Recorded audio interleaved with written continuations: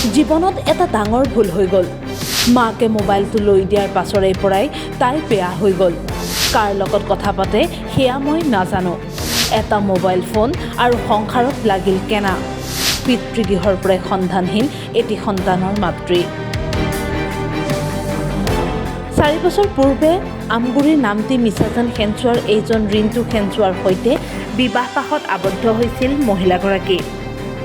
দুয়োৰে হৈছিল প্ৰেম বিবাহ। 4টা বছৰ ভালদৰে পাৰ হ'ল। হঠাৎ মহিলাগৰাকীৰ মাতৃয়ে জীয়ৰীক কিনি দিলে এটা মোবাইল। তাৰ পাছতেই সলনি হ'ল সকলো। সংসাৰৰ কথা পাহৰি মোবাইলত ব্যস্ত হ'ল 2.5 বছৰীয়া সন্তানৰ মাতৃ। জীৱনত এটা ডাঙৰ ভুল হৈ গ'ল। মাকে মোবাইলটো লৈ দিয়াৰ পৰাই তাই বেয়া হৈ গুচি গ'ল। তাই কাৰ লগত কথা পাতে সেইটোতো মই নাজানো। আজি 4 মাহ দিনে তাই কথা পাতি থাকে। মোবাইলটো চুবলৈ গ'লে মাকক লগাই দিয়ে, মাৰিছে, আমুক কৰিছে। গোটেই মাকে কয় যে মোবাইল কেলৈ চুবি, তোক যদি মাৰিছে তই ঘৰলৈ গুচি আহ। এনেকৈ মাকে মানে এটা হেৰি কৰি থাকে তাইক। তাৰপিছত তাই মানে অনুভৱেই নকৰিলে আচলতে ল'ৰাটোকো মাৰে, ল'ৰাটোক মাৰধৰ কৰি থাকে ঘৰত। কিন্তু তাৰো সীমা চেৰালে মহিলাগৰাকীয়ে। পিতৃগৃহলৈ গৈ তাৰ পৰাই নিৰুদ্দেশ হ'ল মহিলা। 19 মে'ৰ পৰাই নিৰুদ্দেশ হৈ আছে বিবাহিতা মহিলাগৰাকী। পিতৃগৃহতে এৰি থৈ গ'ল সন্তানক। বিয়া হোৱাটো 4 বছৰ হয়, ভাল পাই বিয়া পাতিছিলোঁ মই তাইক। তাৰপিছত বিয়া পতাৰ পিছত 4 বছৰ দিন মানে ঠিকেই আছিলে। কিন্তু 4 বছৰ পিছত মানে এটা মোবাইল কিনি দিছিলে মাকৰ ঘৰৰ ফালৰ পৰা। সেই মোবাইলটো কিনি দিয়াৰ পৰা মানে অকণমান হেৰিটো হয়, তাই মোবাইলটো চাবলৈও মোক নিদিয়াৰ ক্ষেত্ৰত মানে অকণমান এনেই ঘৰতে হেৰি হয় আৰু টকাটকি হয়। সেইবোৰতে মানে মাকক ফোন কৰি দিয়ে।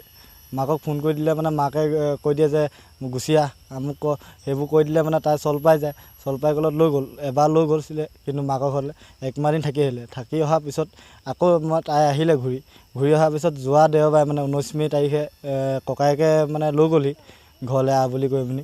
তাৰপৰা ঘৰলৈ যোৱাৰ পিছতে প্ৰায় নিশা 1টা বজাত মানে হেৰাইছে বুলি গম পাইছোঁ। ক'লৈ গৈছে কি কথা মই সিমান এটা নাজানো। 1টা বজাত মোক ফোন কৰিছে মাকে যে এনেকৈ তোৰ মানুহজনী নাই, ক'লৈ গ'ল ক'ব নোৱাৰোঁ। তেতিয়া মই ক'লোঁ যে আপোনালোকে জানিব, আপোনালোকৰ ঘৰৰ পৰাই হেৰাইছে, মোৰ তাৰপৰাতো যোৱা নাই ক'লোঁ। তাৰপৰা এতিয়া মই ল'ৰাটো মানে এনায়েকৰ ঘৰতে থৈ গৈছে। এতিয়া ল'ৰাটোৰ বয়স এতিয়া আপোনাৰ 2.5 বছৰ হৈছে। এতিয়া ৰখাবলৈও অকণমান দিগদাৰ হৈ গৈছে ল'ৰাটোক, মাকক বিচাৰি আছে। এতিয়া কি ক'মনো মই। এতিয়া মই হালুৱাটিং আৰক্ষী চকীত এজাহাৰ দাখিল কৰিছোঁ। এতিয়া বিশ্বাস আছে হালুৱাটিং আৰক্ষী থানাই ন্যায় দিব বুলি, ন্যায় পাম বুলিও আশা কৰিছোঁ। পত্নীক বিচাৰি এতিয়া হাবাথুৰি খাইছে স্বামী ৰিণ্টু খেঞ্চুৱাই। এটা মোবাইলৰ বাবেই ৰিণ্টু খেঞ্চুৱাৰ সুখৰ সংসাৰখনত লাগিল খেলিমেলি।